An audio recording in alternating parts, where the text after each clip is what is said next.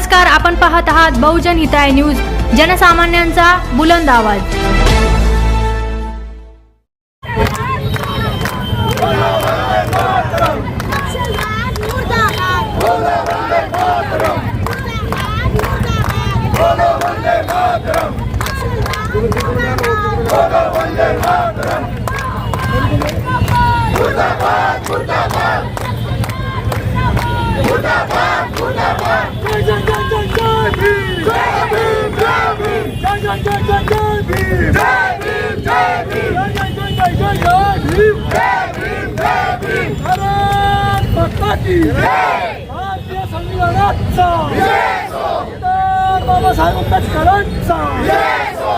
माओवाद्यांना हाताशी धरून, वामपंथीयांना हाताशी धरून कम्युनिस्टांनी आणि विरोधकांनी एक षडयंत्र या राज्यामध्ये या जनसुरक्षा विधेयकाला विरोध करण्याची भूमिका घेऊन या सत्तेला खाली खेचण्याचं एक मनसुबे रचण्याचं काम केलं। निश्चितच या देशामध्ये जो संविधानाची घटनेची गरिमा कमी करेल त्याला ठेचलं जाईल, ही भूमिका घेऊन या राज्याचे कणखर मुख्यमंत्री देवेंद्रजी फडणवीस यांनी हा कायदा आणला आणि सर्व या देशातील आणि राज्यातील सज्जन शक्ती एकत्र आली या कायद्याच्या समर्थनार्थ।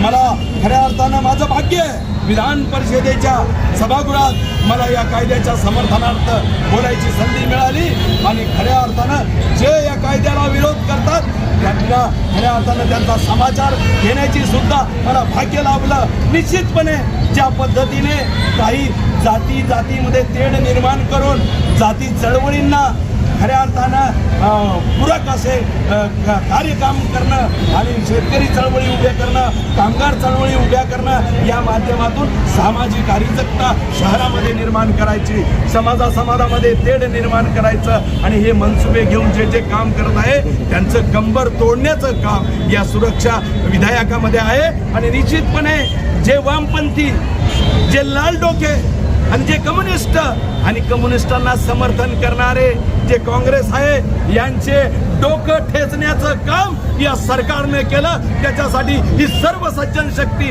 रस्त्यावर आलेली आहे। निश्चितपणे हे जर यांनी जास्त प्रमाणात केलं तर आत्ताची ही सुरुवात आहे, एक झाकी है, हर सज्जन शक्ती रस्ते पे आके खड़ा रहेगा और इसका विरोध करेगा। ज्या संविधानाचं तुम्ही पूजन केलं आहे, आता पूजन केल्याच्या नंतर मात्र घोषणाबाजी तुम्ही ज्या लेफ्टिस्ट मुवमेंटच्या विरोधात दिल्या, मात्र सर्वात जर विरोध जो आहे आंबेडकरी संघटनांनी याचा केलेला आहे।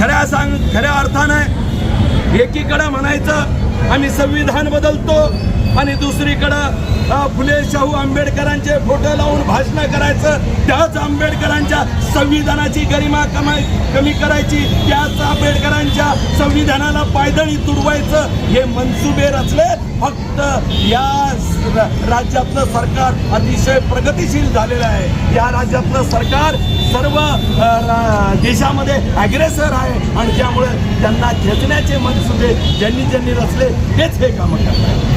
सुरक्षा कायदा विधिमंडळात पास झालेला आहे, पण त्याच्या आधी आपण जर पाहिलं असेल की 2013ला काँग्रेसने सर्वोच्च न्यायालयामध्ये ॲफिडेव्हिट दिलेलं होतं आणि त्याच्यामध्ये हा नक्षलवाद, माओवाद, कम्युनिस्टांकडून देशाच्या सार्वभौमत्वाला कसा धोका आहे हे काँग्रेसच्या शपथपत्रामध्ये 2013ला दिलेलं आहे। त्यावेळेचे पंतप्रधान माननीय मनमोहन सिंगांनी म्हटलेलं आहे या नक्षलवाद चळवळीपासून देशाच्या सार्वभौमत्वाला धोका आहे आणि अशा या सगळ्या माओवादी, नक्षलवादी संघटना ज्या आपल्या राज्याच्या, आपल्या केंद्राच्या सरकारला अस्थिरता निर्माण करणं, इथे विद्रोह निर्माण करणं, असा काही स्लीपर सेल सारखं ज्या काम करतायत त्यांना जेरबंद करण्यासाठी कायदा नव्हता, तो कायदा बहुमताने पास झालेला आहे। याला सभागृहामध्ये प्रश्नोत्तरं झाली पण कुणी विरोध केला नाही, पण नंतर मात्र काँग्रेसच्या हायकमांडने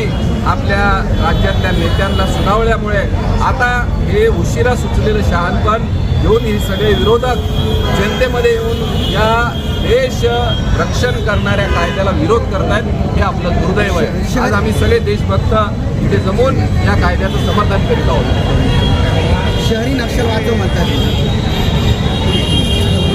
शहरी नक्षलवाद जो म्हणतात, नेमकं शहरी नक्षलवाद कोणता? शहरी नक्षलवाद याचा अर्थ की जे जे काही नागरिकांमध्ये नागरिकांच्या प्रेमाच्या नावाने संघटना तयार करणं आणि आम्ही जनतेच्या साठीचे आंदोलनं करीत आहोत असा संभ्रम भास निर्माण करणं, पण याच्या आतून सत्ता उलटून टाकणं, लाल किल्ले पे लाल निशान असं क्रांती करत कोणतंही सरकार, मग ते काँग्रेसच्या नेत्यांची पण यांनी हत्या केली, दुसरं सरकार असेल त्याही विद्रोह कायम देश अशांत ठेवणाऱ्या या सगळ्या संघटना असतात, यांना जेरबंद करण्यासाठी अतिशय चांगला हा कायदा आणलाय. आम्ही सगळे देशभक्त याचं समर्थन करतो.